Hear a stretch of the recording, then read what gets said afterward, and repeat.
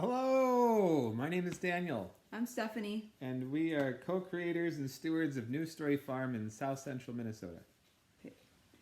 We wanted to share a little bit about how we live and how we've been able to decrease our dependence upon a system that we can all agree upon is broken and needs to change.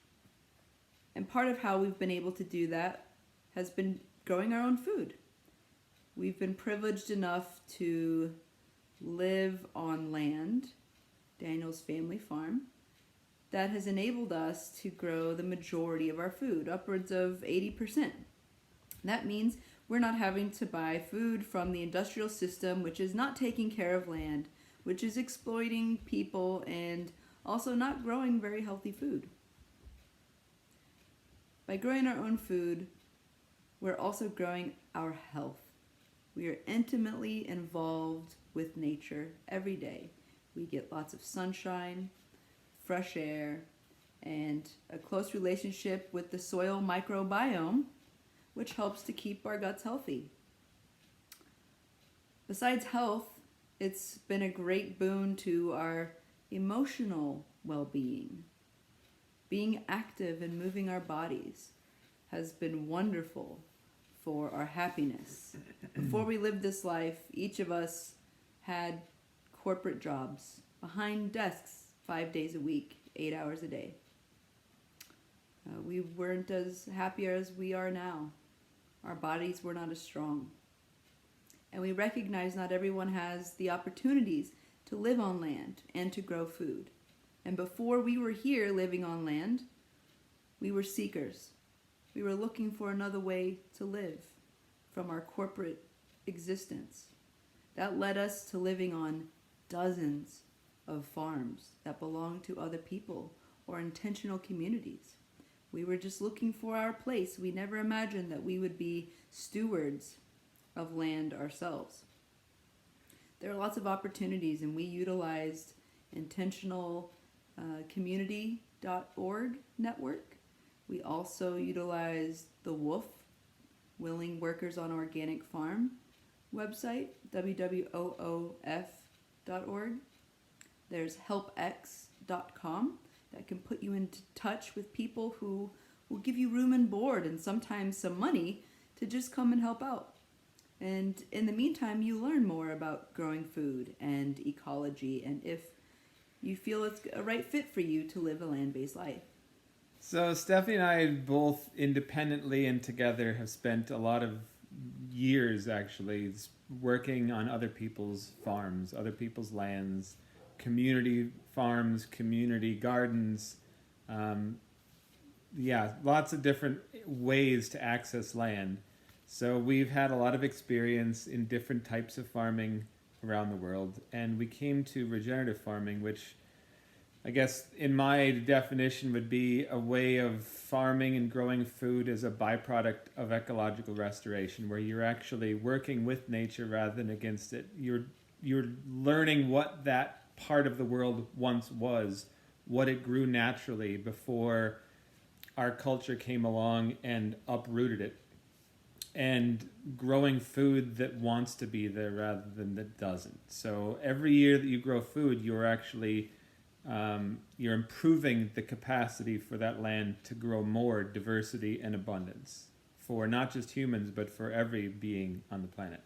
So I feel like all of us that have looked at the current system and understood all of its downfalls and all of its shortcomings and realized that we want to remove our consent for that system by basic meeting our own needs rather than being a consumer, being passive. We want to be active instead of passive. And so Stephanie and I have made an effort, a concerted effort over the last 10 years of our lives to wrest back control from the industrial or corporate system, if you will. And so we try to minimize the areas that we are consumers and we are instead acting as producers or as makers, and meeting our own needs with food, medicine, shelter, clothing, Um, And barter. Anything that we don't create, make, or need that maybe somebody we know does, we like to trade. yep. So, for instance, I get a year's worth of soap made from the lard from our animals here when we harvest. And there's a local soap maker. Now, I could learn yet another skill and make my own soap, but we live an agrarian life and there's a lot to be done. And we recognize the value in cooperation. I don't need to learn that skill. I have plenty of excess and I can offer it to somebody in my community who has that skill and time, and she can take what she wants for that effort and she gives back to me what she doesn't need. Yep, a lot of people say, "Oh, you're regenerative farmers. You should be getting into beekeeping." And I'm like, I don't need to learn another skill. I don't want to buy a bunch more equipment and spend hours of my life trying to figure out how the best to get started doing that.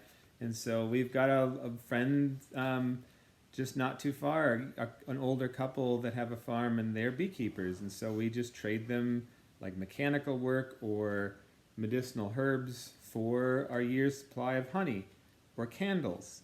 And Or labor. Or labor. And So he bales our hay for us. Yep. Instead of us buying a gigantic round baler, which is several thousands of dollars, he already has one.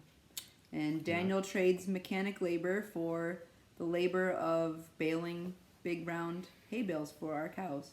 So I think that this is a trap that a lot of people that are currently in the system and wanting to get out, the trap that they feel like they have to learn how to do everything themselves and they have to be completely independent, which just it's not possible, and it's impractical, and it has never been done in the history of humans. We are a cultural, we are a community-based species. We are meant to be sharing the work. We're meant to be sharing skills. If you're sick of watching the doom and gloom on the news and you want to find a way that you have some power, some purpose, some agency in life, in how to make the world a better place, I would suggest, one, the first thing that people got to do is stop buying stuff they don't need. It literally just squanders your freedom. It gives your freedom to someone else, gives them to the banks, to the corporations, to whatever. Just stop buying stuff you don't need. Figure out what you need and figure out what you want and separate them. Figure out what enough is for you, and actively figure out what your goals are. Like for me personally, the moment that I started meeting a lot of my own needs and working towards a more sovereign reality, I felt a sense of purpose and meaning in my life that I've never felt before. And so I'm just much happier, much more peaceful, and I don't let the existential dread weigh on me like I used to, because I'm doing as much as I can at this moment, and I'm going to continuously get better. And so I'm on this path, and it feels good to be on this path. So thank you for joining us today. We wish you well on your journey, and remember, there's all kinds of ways to get yourself on land or in cooperation with folks who do live on land and grow food. Now more than ever, we need each other, and we need to relearn the skills of what it's like to truly reside in a functioning community.